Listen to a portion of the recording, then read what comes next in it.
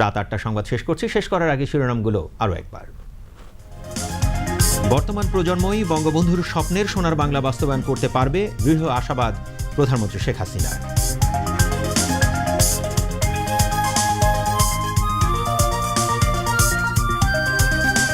আগামীকাল পটুয়াখালী ও বরগুনা যাচ্ছেন প্রধানমন্ত্রী শেখ হাসিনা। পায়রা তাপ বিদ্যুৎ কেন্দ্রে ক্ষতিগ্রস্তদের বাড়ি হস্তান্তর এবং বিভিন্ন উন্নয়ন প্রকল্পের উদ্বোধন করবেন তিনি। রোহিঙ্গা ইস্যুতে বাংলাদেশের পাশে থাকবে চীন, প্রত্যাবাসন চুক্তি বাস্তবায়নেও সহযোগিতা করবে তারা, মন্ত্রী পর্যায়ের বৈঠক শেষে জানালেন স্বরাষ্ট্রমন্ত্রী আসাদুজ্জামান খান। সুষ্ঠু নির্বাচনের জন্য নিরপেক্ষ নির্বাচন কমিশনই যথেষ্ট, মন্তব্য আওয়ামী লীগ সাধারণ সম্পাদক ওবায়দুল কাদেরের।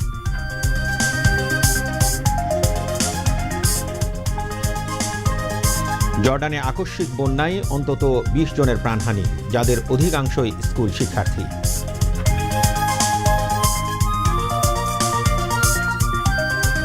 এবং চট্টগ্রামে ৩ ম্যাচ সিরিজের শেষ একদিনের ম্যাচে বাংলাদেশকে জয়ের জন্য ২৮৭ রানের টার্গেট দিয়েছে জিম্বাবুয়ে।